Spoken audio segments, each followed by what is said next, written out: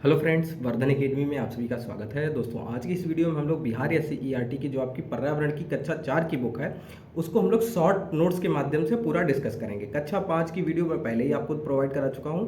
आज की वीडियो में कक्षा 4 के जो शॉर्ट नोट्स मतलब 25 चैप्टर हैं, वो सारे एक ही वीडियो में हम लोग डिस्कस करेंगे। इसके बाद कक्षा 3 बचेगा, उसको भी नेक्स्ट वीडियो में कंप्लीट कर लेंगे। ठीक है, तो यहाँ पर देखिए लगभग 25 से 30 मिनट की वीडियो होगी, तो आप लोग पूरा देखिएगा। बहुत ज़्यादा समय नहीं लगेगा आपको। चाहे तो स्पीड बढ़ा लें, यूट्यूब में ऑप्शन होता है स्पीड बढ़ाने का, उससे भी देख सकते हैं। ठीक है, तो यहाँ पर देखिए 25 के 25 चैप्टर हैं, मैंने कोई भी चैप्टर हटाया नहीं है। जबकि देखिए पहले चैप्टर में देखिए जो चीज़ें इंपॉर्टेंट है सिर्फ उनको देखते चलते हैं। हालांकि ये शॉर्ट नोट्स है, आधे घंटे में सारा कंप्लीट हो जाएगा। ठीक, तो पहला जो चैप्टर है वो है रंग बिरंगे खिलते फूल। ठीक है, इसमें जो सिर्फ एक एक ही लाइन है जो इंपॉर्टेंट है, रजनीगंधा और हरसिंगार आदि रात में खिलने वाले फूल हैं। ठीक है, तो रात में खिलने वाले फूल कौन कौन से हैं? रजनीगंधा और हरसिंगार।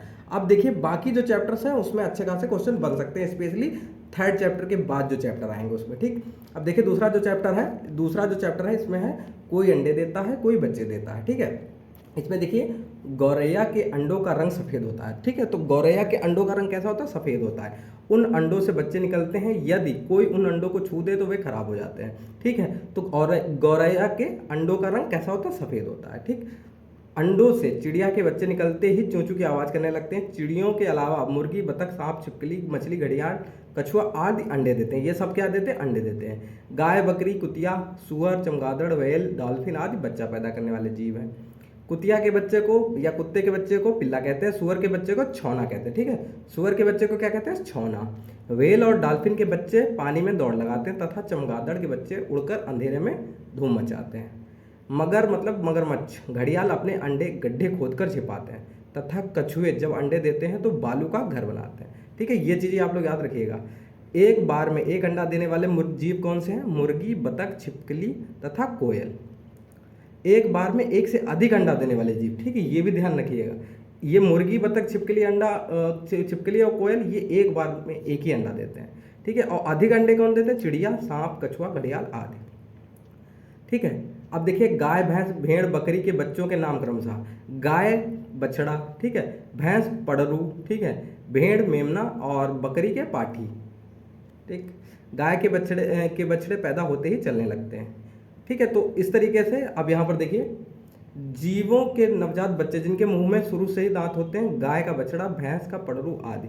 जीवों के नवजात बच्चे जिनके मुंह में शुरू से दांत नहीं होते, आदमी का बच्चा, सांप का बच्चा आदि। ठीक है, अब देखिए हड़बड़ में गड़बड़, नाम जरूर ऐसा है लेकिन इसमें चीज़ें आपको मिल जाएंगी। ठीक है, अब देखिए ये तो स्पष्ट है कि हिरण, चीता, सुअर, भैंस, जिराफ, हाथी आदि के कान बाहर दिखाई देते हैं। बाकी मछली, मेढक, छिपकली, चींटी, सांप आदि ऐसे जीव हैं जिनके कान बाहर नहीं दिखाई देते हैं। ठीक, अब देखिए जिन जानवरों के कान बाहर दिखाई देते हैं उनकी खाल पर बाल होते हैं। ठीक है, ये है। जिन जानवरों के कान बाहर नहीं दिखाई देते उनके कान पे बाल नहीं होते बल्कि पंख होते हैं। ठीक है, जिनके नहीं दिखाई देते उनके पंख होते हैं और जिनके दिखाई देते हैं उनके खाल पे बाल होते हैं। जो जीव बच्चे पैदा करते हैं उनके शरीर पे बाल होते हैं और कान भी बाहर दिखाई देते हैं। ठीक है, यही चीज़ें घुमा फिरा के इन्होंने दिखाई हैं। अब देखिए जो इंपॉर्टेंट है, छिपकली और मगरमच्छ के कान की जगह सिर्फ 2 छिद्र होते हैं। खरगोश एक ऐसा जानवर है जिसके कान पत्ते की तरह होते हैं। चूहा एक ऐसा जानवर है जिनके कान सिर के ऊपर होते हैं। कुत्ता एक ऐसा जानवर जिसके कान सिर के दोनों तरफ होते हैं। भैंस, सुअर, लोमड़ी, ऊंट, बिल्ली आदि ऐसे जानवर जिनकी खाल पर बाल होते हैं। और फिर है मेढक, सांप, छिपकली आदि ऐसे जीव है जिनकी खाल पर बाल नहीं होते हैं। ठीक, अब जो चैप्टर्स स्टार्ट हो रहे हैं वो काफ़ी इंपॉर्टेंट है। अब यहाँ पे देखिए, अब देखिए यहाँ से बिहार में मनाए जाने वाले कुछ महत्वपूर्ण त्योहारों में कौन कौन से हैं? दुर्गा पूजा, सरस्वती पूजा, छठ पूजा, समा चकेवा, ठीक है, मतलब मिथिलांचल में मनाया जाता है। ठीक है, कलम दवात पूजा आदि शामिल हैं। ठीक है, जीवित व्रत पर महुआ की रोटी, झिंगनी की तरकारी बनाई जाती है। जीवित व्रत पर क्या बनाया जाता है? महुआ की रोटी और झिंगनी की तरकारी।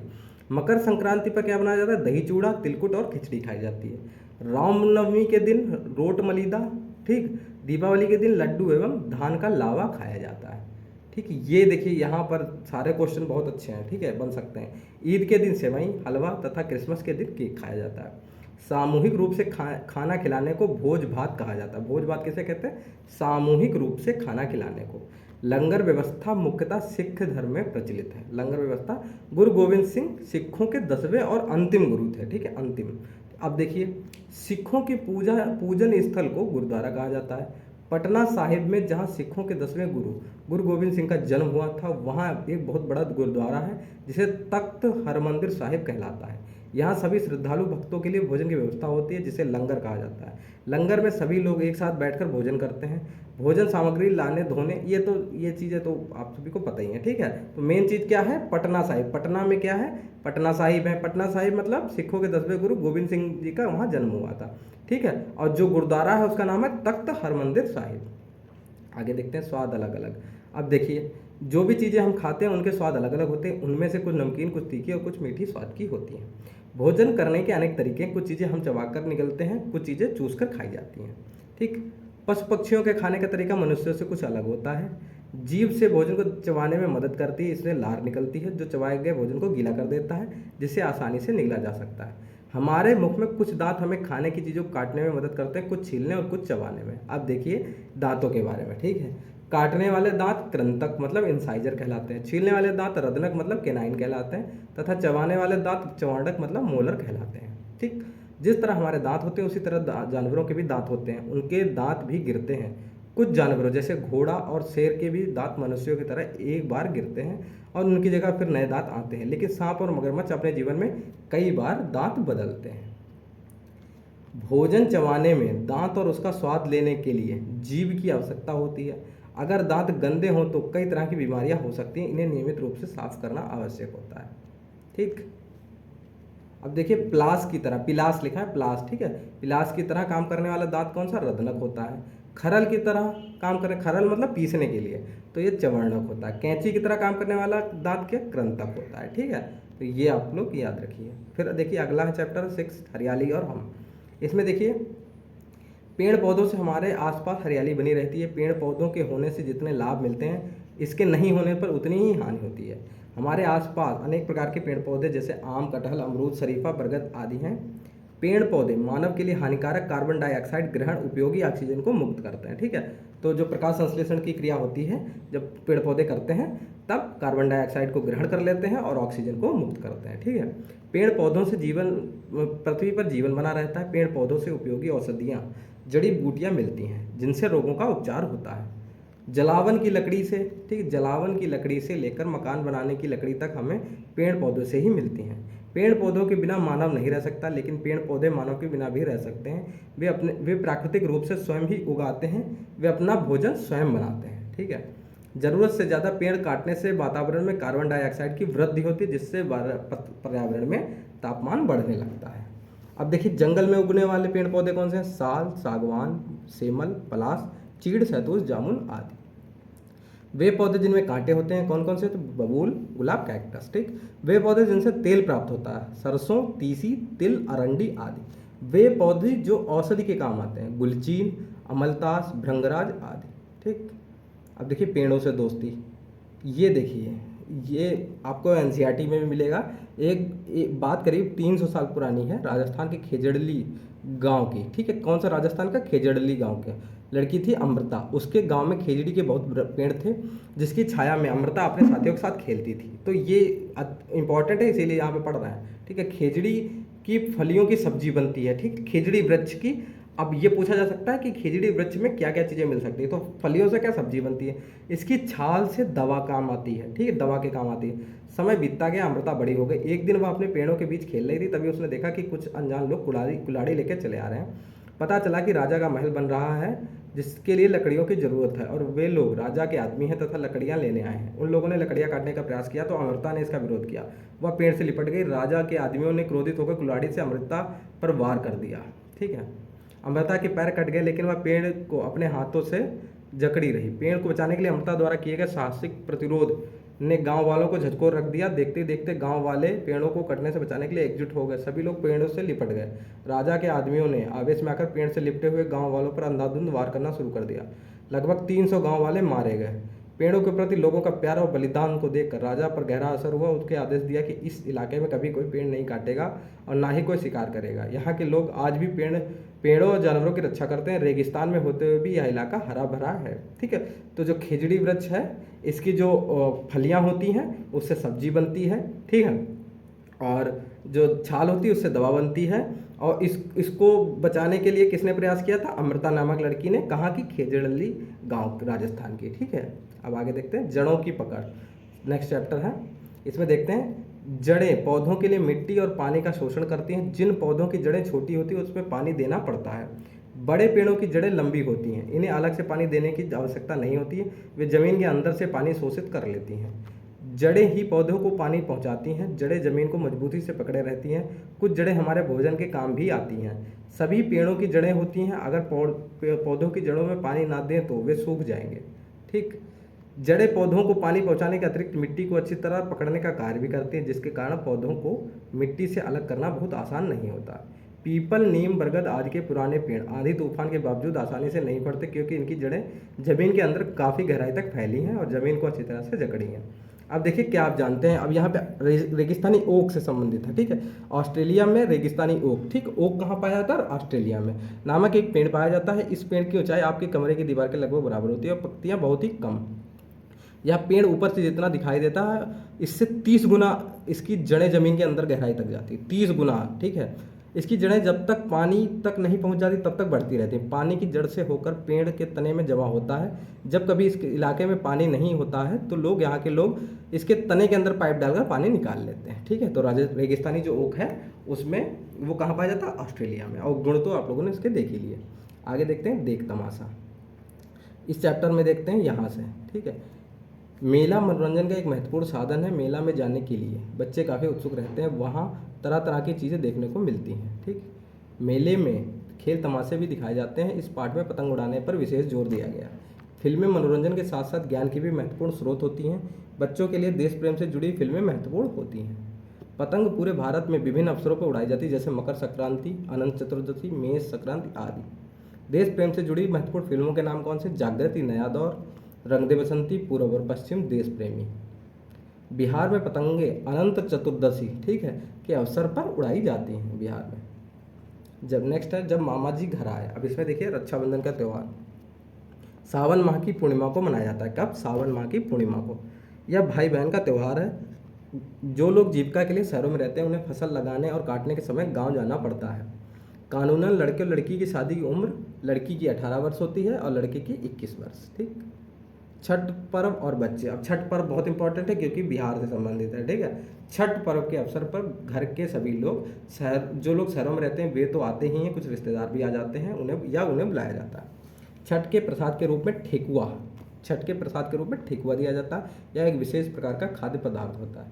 छठ पर्व वर्ष में 2 बार मनाया जाता है, पहला कार्तिक शुक्ल पक्ष के छठे दिन और दूसरा चैत्र शुक्ल पक्ष के छठे दिन को मनाया जाता है। छठ पर्व में सूर्य की उपासना की जाती है, ये भी इंपॉर्टेंट है। छठ पर्व में किसकी उपासना की जाती है? सूर्य की। नेक्स्ट है आओ बनाओ नक्शा, आओ बनाए नक्शा। इसमें देखिए जब भी किसी नक्शे को बनाने के लिए कुछ संकेतों का प्रयोग किया जाता है। ठीक है, नक्शे के संकेत के रूप में डाकघर, पहाड़, कुआं, नदी, स्वास्थ्य केंद्र, धार्मिक स्थल आदि का प्रयोग किया जाता है। दिशा संकेत के रूप में उत्तर, दक्षिण, पूर्व, पश्चिम का अंकन किया जाता है। नक्शे में पेड़ पौधों को हरे रंग से दिखाया जाता है। ठीक है, ये इस टाइप से क्वेश्चन पूछा जाता है अक्सर। ठीक, नक्शे में पेड़ पौधों को हरे रंग से, नक्शे में जल को नीले रंग से, नक्शे में किसी घेरे को डॉटेड लाइन से दिखाया जाता है। नक्शे में किसी घेरे को डॉटेड लाइन से, घेरा अगर है कोई, डॉटेड लाइन से दिखाया जाता है। अब नेक्स्ट है अपना प्यारा घर। इसमें देखिए इसमें गौरैया, कबूतर, तोता, बुलबुल, नीलकंठ आदि के घोंसलों के संबंध में बताया गया है। अब देखिए दर्जन चिड़िया जो है बड़े पत्तों पर घास के रेशे, पत्ता और खरपतवार से अपना घोंसला बनाती है। कबूतर घर के छज्जों पर पुआल से अपना घोंसला बनाता है। ठीक है, नीलकंठ नामक पक्षी पेड़ों पर खरपतवार से अपना घोंसला बनाता है। गौरैया के अंडों का रंग सफ़ेद होता है। 13 दिन के बाद उनके अंडों से बच्चे निकलते हैं। बया पक्षी ताड़ के पेड़ पर घोंसला बनाती है। कठफोड़वा पेड़ के धड़ में घोंसला बनाता है। गौरैया के बच्चों के पंख 15 दिनों में निकलते हैं। पेड़ों को कोटर उल्लू का आवास है। ठीक है, पेड़ों की कोटर, ठीक है, क्या है? उल्लू का आवास। नेक्स्ट है 13वां है खेत से घर तक। इसमें देखिए फसल अच्छी हो इसके लिए बहुत मेहनत करनी पड़ती है। सबसे पहले फसल बोने के लिए खेत की जुताई करनी पड़ती है, फिर बुआई, फिर निराई गुड़ाई होती है। समय समय पर फसलों को पानी भी देना जरूरी होता है। कुछ अनाज सर्दी के दिन में बोए जाते हैं, गर्मी में काट लिए जाते हैं, तथा कुछ गर्मी में बोए जाते हैं, सर्दी में काट लिए जाते हैं।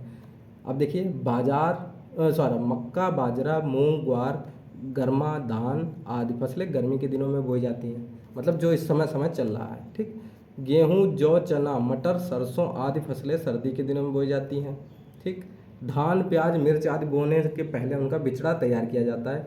तैयार बिचड़े को उखाड़ कर धान में, ठीक है, उखाड़ कर फिर खेत में बराबर बराबर दूरी पर रोपते हैं, जबकि गेहूँ, मक्का, सरसों आदि के बीज सीधे खेतों में लगा दिए जाते हैं। बाजार ऐसा स्थान होता है जहाँ सब्जियाँ बेची और खरीदी जाती हैं। धान की खेती का क्रम है बिचड़े तैयार करना, जुताई करना, फिर पटवन या रोपनी, ठीक है, फिर निकाई, फिर कटनी, फिर मैजनी और फिर ओसौनी। ये क्रम है, क्रम भी याद रखिएगा, पूछ दिया जाता है। ठीक है, स्थानीय स्तर पर उगाई जाने वाली सब्जियां कौन है? आलू, प्याज, बैंगन, करेला, कद्दू आदि। बाहर से लाकर बाजार में बेची जाने वाली सब्जियां शिमला मिर्च, ड्रैगन फ्रूट, ब्रोकली आदि। देखिए, गोलकी, काली मिर्च, लौंग, इलायची के प्रमुख उत्पादक राज्य कौन से? क्रमशः कर्नाटक कहाँ का है काली मिर्च का, तमिलनाडु लौंग और केरल इलायची के लिए। नेक्स्ट है बाल मेला और खेल। पर्यावरण और हम के इस, अब देखिए इसमें यहाँ से देखते हैं, बाल मेले में आयोजित खेल प्रतियोगिता की एक सूची में लंबी दौड़, ऊंची कूद, कबड्डी, कुश्ती, ऊंचाई पर लटक रहे संतरे को कूदकर मुंह में लपकना आदि शामिल है। ठीक है, अब देखिए यहाँ पर देखते हैं, बाल मेले के आयोजन से पहले खेल के मैदान को साफ करना जरूरी होता है ताकि खेल के दौरान किसी को चोट ना लगे। विद्यालय में खेले जाने वाले खेलों में शामिल कौन कौन से? कबड्डी, खो खो, बैडमिंटन, फुटबॉल आदि। घर तथा विद्यालय दोनों जगह पर खेले जाने वाले खेलों में शामिल है लूडो, शतरंज, कैरम, बैडमिंटन आदि। ऐसे खेल जिन्हें लड़के लड़कियां दोनों खेलते हैं, क्रिकेट, फुटबॉल, बैडमिंटन, बास्केटबॉल आदि, ये सब हो गए। अब देखिए 15वां चैप्टर है आसपास की सफाई। ठीक, इसमें है, अब यहाँ पर देखिए मेन चीज़ है, कूड़े यहाँ वहाँ फेंकने से गंदगी बढ़ती है और गंदगी के कारण बीमारियों के फैलने का डर बना रहता है। घर से निकले कूड़े कचरे का निपटारा गड्ढा खोदकर या स्थानीय निकाय द्वारा निर्धारित स्थान पर किया जाना चाहिए। कंपोस्ट बनाना कूड़े कचरे को निपटारे का सही तरीका है। छठ, दीपावली, दशहरा आदि वे त्यौहार हैं जिनके उपलक्ष्य में विशेष रूप से घर की सफाई की जाती है। कूड़े कचरे का नियंत्रण, अब देखिए इसमें देखिए, कचरा उत्पन्न करने वाली चीज़ों को कम करना, बाजार से सामान लाने के लिए कपड़े के थैले का प्रयोग, दोबारा उपयोग में लाई जाने वाली चीज़ों का उपयोग, ठीक है, गलने सड़ने वाले कूड़े कचरे को गड्ढे में डालकर मिट्टी से ढक देना, घर में विद्यालय के कचरे को एक जगह एकत्रित करना। ठीक है, तो ये तो सारी चीज़ें आप लोग समझते ही होंगे। ठीक, मीठा मीठा शहद, अब शहद से संबंधित देखिए, मधुमक्खी के छत्ते में मादा श्रमिक मधुमक्खियाँ होती हैं जो फूलों से रस चूसकर शहद बनाती हैं। इनके पेट से ही मोम निकलता है। ठीक है, इनके पेट से मादा श्रमिक मधुमक्खियों के अतिरिक्त छत्ते में 3 तरह की मधुमक्खियाँ होते हैं। सबसे बड़े आकार की रानी मधुमक्खी, सबसे छोटे आकार की मादा श्रमिक मधुमक्खियाँ तथा मध्यम आकार के कुछ नर मधुमक्खी भी होती हैं। रानी मधुमक्खी ही एकमात्र अंडे देने वाली मधुमक्खी होती है। इसके द्वारा छत्ते की सभी मादा श्रमिक एवं नर मधुमक्खियों का जन्म होता है। मादा श्रमिक मधुमक्खियाँ छत्तों का निर्माण करती हैं जबकि नर मधुमक्खी संतान उत्पन्न करने में सहयोग करते हैं। मादा श्रमिक मधुमक्खियों को फूलों के रस के बारे में पता चलता है जिसकी सूचना वे अपने सहयोगी मधुमक्खियों को विशेष प्रकार से नाचकर भेजती हैं। इनके संकेत को समझकर शेष श्रमिक मादा मधुमक्खियाँ फूलों का रस चूसने चली जाती हैं। लकड़ी के एक आयताकार बक्से में मधुमक्खियाँ पाली जाती हैं। बक्से की दीवारों में छिद्र होते हैं जिनके द्वारा मधुमक्खियाँ अंदर बाहर जा सकती हैं। बक्से के अंदर लकड़ी या प्लास्टिक के सरकने वाले खांचे बने होते हैं और नीचे की ओर रानी मधुमक्खी का रहने का स्थान बना होता है। मधुमक्खियाँ बक्से के अंदर अपने छत्ते का निर्माण करती हैं। बक्से से शहद निकालने के लिए बक्से के ढक्कन को सरका दिया जाता है तथा एक हैंडल हत्थे की सहायता से इसके भीतरी हिस्से को घुमाया जाता है जिससे शहद रिसकर नीचे की ओर निकल जाता है तथा छत्ते को कोई क्षति नहीं पहुंचती है। आगे देखिए 7वां पार्ट है तरह तरह के पक्षी। ठीक है, इसमें क्या है, कुछ पक्षियों की चोंच ऐसी होती है जिससे वे फल और बीज चुग कर खाते हैं। कुछ पक्षियों की चोंच मांस को चीरने फाड़ने में काम आती है। कुछ पक्षी मिट्टी से कीड़े खोदकर खाते हैं। कुछ पक्षी फूलों का रस पीते हैं। ठीक है, कुछ पक्षी मछली खाते हैं। मछली पकड़ने और मिट्टी निधारने के लिए उनकी लंबी चोंच की जरूरत होती है। चोंच सभी पक्षियों में निश्चित रूप से पाई जाती है। पक्षियों की चोंच एक समान नहीं होती क्योंकि उनके भोजन के तरीके अलग अलग हैं। पक्षियों के पंजों की बनावट पंजे के कार्य के अनुसार होती है। अब देखिए जंगल में पिकनिक। इसमें देखिए जिन जानवरों को हम घर में पालते हैं उन्हें पालतू जानवर और जो जंगलों में रहते हैं उन्हें जंगली जानवर कहा जाता है। गाय, बिल्ली, कुत्ता, घोड़ा, भैंस आदि पालतू जानवर हैं। बाघ, शेर, चीता, लोमड़ी, हिरन, भालू आदि जंगली जानवरों की श्रेणी में आते हैं। घोड़ा, हाथी, ऊँट, गधा आदि सवारी के काम आने वाले जानवर हैं। बैल, ऊँट, खच्चर आदि सामान ढोने के काम आने वाले हैं। पक्की सड़कों पर लगातार चलने के लिए घोड़ों के पैरों में नाल लगाए जाते हैं। बंदर भेड़, हिरण, नीलगाय, जेब्रा आदि समूह में रहने वाले जानवर हैं। आगे है सांप, शेर, उल्लू, भालू, हिमतेंदु आदि समूह में नहीं रहते हैं। फिर है अगला ककोलत से कन्याकुमारी। इसमें देखिए ककोलत नवादा जिले में स्थित है। ककोलत कहाँ है? नवादा जिले। बिहार से संबंधित जो चीज़ हों वो ध्यान से देखिए। यहाँ पहाड़ों के ऊपर से वर्ष पर्यंत एक झरना बहता है। बिहार में राजगीर में गर्म जल के छोटे छोटे झरने एवं कुंड हैं। भारत के सुदूर दक्षिण में स्थित कन्याकुमारी हिंद महासागर से लगा हुआ है। ठीक, हिंद महासागर पानी का बहुत बड़ा भंडार है। तट पर खड़ा होकर सामने देखने से दूसरा किनारा कहीं दिखाई नहीं देता। समुद्र के अंदर शंख, सीप, केकड़ा आदि पाए जाते हैं। गंदा पानी पीने से हैजा, पेचिस, पीलिया, टाइफाइड आदि रोग होते हैं। धूप या गर्मी से पानी भाप बनकर उड़ जाता है। बहुत सारी भाप जब ऊपर से मिलती है तो बादल बन जाते हैं। वही बादल ठंडे होकर पानी बरसाते हैं। ब्रह्मकुंड एवं सप्तधारा राजगीर में स्थित है। ठीक है, ये क्वेश्चन बन सकता है। ककोलत और हुंडुरु रांची ठंडे पानी का झरना या फिर कुंड है। ककोलत और हुंडुरु दोनों, हुंडुरु रांची में है। ठीक है। हमारे मददगार कामगार 20वां चैप्टर है। इसमें देखिए दर्जी हमारे लिए सुंदर सुंदर नए कपड़े सिलता है तथा फटे पुराने कपड़ों को भी सिलता है। हलवाई हमारे लिए विभिन्न प्रकार की मिठाइयाँ बनाता है। चूड़ी, नेकलेस, टीका, हार, पायल, बिछिया, बेसर आदि गहने बनाने का कार्य सुनार करता है। बढ़ई हमारे लिए मेज, कुर्सी, खाट, पलंग, अलमीरा आदि बनाता है। किसान द्वारा उपजाई गई पटसन से कामगार बोरा, थैला, चटाई, रस्सी आदि बनाते हैं। ठठेरा बर्तन बनाने का काम करता है। मिट्टी के बर्तन बनाने में चाक का प्रयोग कुम्हार करता है। सुआ, तकुआ, तागा, मोम आदि मोची के औजार हैं। लोहार अपने कार्यों के लिए निहाई, हथौड़ा, भाथी, सड़सी आदि औजारों का प्रयोग करता है। मोची का त्रिकोना नौरंगा कहलाता है। 21वां चैप्टर है तरह तरह के घर। इसमें देखिए पक्का घर बनाने के लिए ईंट, सीमेंट, बालू, छड़, गिट्टी, पानी पाइप, लकड़ी आदि की आवश्यकता होती है। घर बनाने के लिए मिस्त्री, प्लम्बर, बढ़ई, मजदूर आदि की भी जरूरत पड़ती है। घर को मजबूत बनाने के लिए सीमेंट, बालू के गारे से ईंट को जोड़ा जाता है और अच्छी किस्म के मटेरियल का प्रयोग किया जाता है। ऐसी बहुमंजिला इमारतें जिसमें लोग रहते हैं उन्हें अपार्टमेंट कहा जाता है। ऐसी बहुमंजिला इमारतों के अंदर 2-3 कमरों के कई छोटे छोटे घर होते हैं। घर बनाने के लिए आवश्यक औजार फावड़ा, हथौड़ा, पेचकस, ब्रश, रिंच, क्लैंप, मिश्रण मशीन आदि। ईंट बनाने के लिए चिकनी और बिना कंकड़ वाली मिट्टी की जरूरत होती है। ईंट को मजबूत बनाने के लिए कोयले की भट्टी में कच्ची ईंट को पकाया जाता है। अब देखिए इग्लू क्या होता है? बर्फीले प्रदेशों में जहाँ चारों ओर बर्फ ही बर्फ होती है, ना पत्थर, ना ही ईंट और ना ही मिट्टी, यहाँ की बर्फ की सिल्लियों के घर बनाए जाते हैं। इन घरों को इग्लू कहा जाता है। बर्फ से बने हुए जो मकान होते हैं उन्हें इग्लू कहा जाता है। ये समझिए आप लोग बस। ठीक। अजय जब गांव लौटा, अब देखिए इसमें क्या है, गाँव के पहले घर मिट्टी तथा घास फूस के होते थे तथा उसमें शौचालय नहीं होता था। गाँव में पहले लगभग प्रत्येक घर में बरामदा होता था। आज के घर में बरामदा नहीं होता है। गाँव में बनने वाले चचरी पुल की जगह अब पक्के पुल बन गए हैं। पटना में महात्मा गांधी सेतु पुल गंगा नदी पर बना है। ये क्वेश्चन यहाँ से बन सकता है। महात्मा गांधी सेतु पुल गंगा नदी पर बना है, पटना में स्थित है। ठीक है। जहाँ ईंट बनाई जाती है उसे चिमनी भट्टा कहा जाता है। घर बनाने के लिए आवश्यक सामग्री जो स्थानीय रूप से उपलब्ध होती है, ईंट, किवाड़, खिड़की आदि। घर बनाने के लिए आवश्यक सामग्री जो बाहर से मंगाई जाती है, सीमेंट, बालू, रंग रोगन आदि। छत की दीवार, छत बनाने वाले कारीगर को राजमिस्त्री कहा जाता है। बांस से बने पुल को चचरी कहा जाता है। ठीक, बांस से बने पुल को। हावड़ा ब्रिज कोलकाता में स्थित है। चिरैया टांड पुल पटना में स्थित है। राजगीर का रज्जू मार्ग बेहद प्रसिद्ध है। ये सारी चीज़ें आपको पता होनी चाहिए। लास्ट की जो 3 है। ठीक। आसपास की खोज खबर, इसमें देखिए, अब यहाँ से देखिए, अगरबत्ती से आगे आने वाली गंध हमें अच्छी तथा कूड़े करकट से आने वाली बुरी गंध से देखिए, अगरबत्ती से अच्छी गंध आती है और कूड़े करकट से बुरी गंध आती है। ठीक है। कोयल, बुलबुल तथा मधुर संगीत आदि की आवाज़ मधुर तथा कौवा, कुत्ते, ट्रक आदि की आवाज़ कर्कश लगती है। ठीक। कोयल, बुलबुल तथा मधुर संगीत की आवाज़ मधुर लगती है और कौवा, कुत्ते, ट्रक की आवाज़ कर्कश लगती है। मुर्गा कुड़कू की आवाज़ निकालता है तथा कौवा काँव काँव की आवाज़ निकालता है। अब पद्मश्री भरत मिश्रा की कहानी देख लेते हैं। रामपुर शाहाबाद के रहने वाले, ये कहाँ, बिहार का ही है। रामपुर शाहाबाद के रहने वाले पद्मश्री भरत मिश्र की बचपन में ही आंखों की रोशनी चली गई।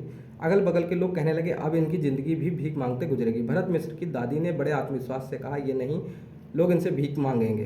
दादी ने गांव के एक विद्यालय में इनका नाम लिखवा दिया। भरत मिश्र का पढ़ने में मन लग गया। आगे की पढ़ाई के लिए उनका नाम पटना दृष्टिबाधित विद्यालय में लिखवाया गया। ठीक। अपनी मेहनत और प्रतिभा की बदौलत उन्होंने न केवल मैट्रिक और इंटर किया बल्कि राजनीतिक विज्ञान में MA और PhD भी की। पीएचडी के बाद बहुत सारे विश्वविद्यालयों ने उन्होंने व्याख्याता बनने के लिए आवेदन दिया। नौकरी देने वाले लोग उनकी आंखें ना रहने से हिचक जाते थे। ऐसे ही संघर्ष के समय में भारत के तत्कालीन राष्ट्रपति वराहगिरी वेंकट गिरी, ठीक है, वीवी गिरी, ठीक है, से मिले। राष्ट्रपति भरत मिश्र से मिलकर काफ़ी प्रभावित हुए। उनकी पहल पर मगध विश्वविद्यालय में प्रोफेसर बने, ठीक है। उनसे पढ़ने वाले विद्यार्थी कहते हैं कि वे भारतीय संविधान के जाने माने विद्वान थे। उनकी विद्वता से महाविद्यालय के छात्र एवं अध्यापक सभी प्रभावित थे। बहुमुखी प्रतिभा के धनी भरत मिश्रा का सामाजिक एवं समसामयिक समस्याओं पर प्रायः रेडियो से व्याख्यान प्रसारित होता रहता था। इनके मार्गदर्शन में 16 विद्यार्थियों ने पीएचडी की उपाधि धारण प्राप्त की। जब इन्होंने अपनी शादी के लिए अखबारों में विज्ञापन दिया तो 59 प्रस्ताव आए, जिनमें एक प्रस्ताव था डॉक्टर धीरा मिश्रा का भी, जो इनकी सुयोग संजीवनी बनी। भरत मिश्रा की कार्यक्षमता को देखते हुए 1979 में भारत के तत्कालीन राष्ट्रपति नीलम संजीवा रेड्डी ने इन्हें श्रेष्ठ निःशक्त कर्मचारी का पुरस्कार दिया। 1985 में राष्ट्रपति ज्ञानी जैल सिंह के द्वारा इनको पद्मश्री से अलंकृत किया गया, ठीक है। निसंदेह अंधत्व भरत मिश्रा के लिए कभी बाधा नहीं बना। ऐसे निःशक्त व्यक्ति को अपनी आपकी दया नहीं बल्कि प्रोत्साहन की आवश्यकता है। इन्हें कार्यों को करने के लिए तैयार करने की जरूरत है, ठीक। कितनी बड़ी बात यहाँ पे लिखी थी। चिड़ियाघर की सैर, अब ये है 24वां, फिर एक और है। इसमें देखिए क्या है, मोर भारत का राष्ट्रीय पक्षी है। यहाँ वर्षा ऋतु में अपने पंखों को फैलाकर नाचना पसंद करता है। इनके पंखों में 7 रंग होते हैं। बाघ एक शक्तिशाली जानवर है और यह फुर्ती के साथ अपना शिकार करता है। बिहार में बाघ पश्चिम चंपारण के अभ्यारण्य में मिलते हैं, ठीक है। हमारा राष्ट्रीय चिन्ह सारनाथ में सम्राट अशोक द्वारा बनाया गया एक स्तंभ से लिया गया है। इस पर सत्यमेव जयते लिखा है। सचिवालय मंत्रियों के कार्यालय होते हैं, यहाँ सरकारी कामकाज होते हैं, ठीक। आगे तिरंगा भारत का राष्ट्रीय झंडा ध्वज है। 3 रंग का होने के कारण इसे तिरंगा कहा जाता है। विद्यालयों में तिरंगा 26 जनवरी और 15 अगस्त को फहराया जाता है। राष्ट्रगान की रचना गुरुदेव रविन्द्रनाथ टैगोर ने तथा राष्ट्रगीत वंदे मातरम की रचना बंकिम चंद्र चटर्जी ने की थी। भारत का राष्ट्रीय पशु बाघ है। भारत का राष्ट्रीय फूल कमल। राष्ट्रीय चिन्ह में शेरों की संख्या 4 है, ठीक है, जो सारनाथ में जो है उसमें। सत्यमेव जयते का अर्थ होता है सत्य की हमेशा विजय होती है। राष्ट्रीय चिन्ह पर सांड तथा घोड़े की आकृति बनी हुई है। तिरंगे के बीच में चक्र का रंग नीला होता है। तिरंगे में केसरिया, सफ़ेद और हरा रंग दर्शाते हैं क्रमशः। केसरिया दर्शाता है साहस और बलिदान, सफ़ेद दर्शाता है सत्य और शांति, और हरा खुशहाली और समृद्धि। राष्ट्रगान में आने वाले राज्यों के नाम है पंजाब, सिंध, गुजरात, मराठा, द्राविड़, उत्कल, बंग, ठीक। राष्ट्रगान में आने वाले पर्वतों के नाम है विंध्य और हिमाचल। राष्ट्रगान में आने वाली नदियों का नाम गंगा, यमुना। भारत का राष्ट्रीय खेल हॉकी। भारत की राष्ट्रीय नदी गंगा। भारत की राष्ट्रीय जल जीव गांगेय डॉल्फिन, ठीक है। नेक्स्ट है बंटी का सफ़र, ये लास्ट चैप्टर है।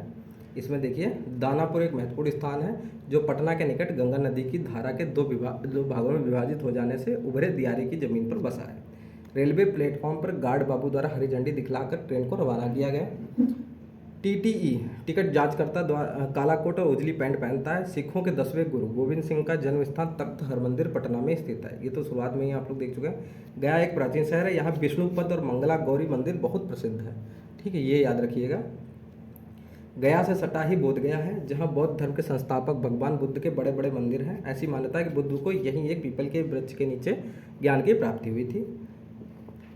पारसनाथ की पहाड़ी पर जैन धर्म के 23वें तीर्थंकर पारसनाथ का मंदिर है। गोमो एक ऐतिहासिक महत्व की जगह है। सुभाष चंद्र बोस अंग्रेजों की कैद से निकलकर गोमो से ही फ्रंटियर मेल पकड़कर पेशावर गए थे, ठीक।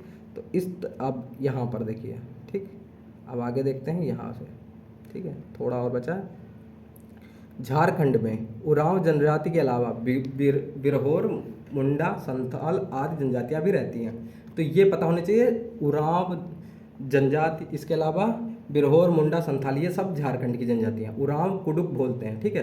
तो कुडुक कहाँ की? झारखंड की भाषा है, उरांव की, ठीक है। तो मुंडा मुंडारी, संथालों की भाषा संथाली है।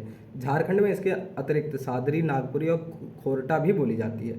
बिहार में भी काफ़ी भाषाई विविधता है। पटना, गया, नालंदा के लोग मगही बोलते हैं, तो वैशाली, मुजफ्फरपुर के वज्जिका बोलते हैं, ठीक है। दरभंगा, मधुबनी में मैथिली बोली जाती है, तो मुंगेर, भागलपुर में अंगिका। भोजपुर, रोहतास, सारण, चंपारण, सिवान आदि में भोजपुरी बोली जाती है। गया जो है फल्गु नदी के किनारे स्थित है। कोडरमा जो है स्थान वो अभ्रक के लिए प्रसिद्ध है। आज़ाद हिंद फौज का संबंध सुभाष चंद्र बोस से है। झालदा में बांग्ला भाषा बोली जाती है। कांके का पागलखाना रांची में स्थित है। ठीक। तो इस तरीके से ये क्लास 4th की भी जो आपकी ईवीएस की बुक है वो कंप्लीट हो गई है। अब 3rd क्लास भी हम कंप्लीट करवा देंगे नेक्स्ट वीडियो में। आपकी जो ईवीएस की जो आप लोग कह रहे थे वो यहाँ पर सारा कंप्लीट हो जाएगा, ठीक है। तो दोस्तों आज की वीडियो आपको कैसी लगी आप लोग कमेंट बॉक्स में ज़रूर बताइए। आज की वीडियो देखने के लिए धन्यवाद।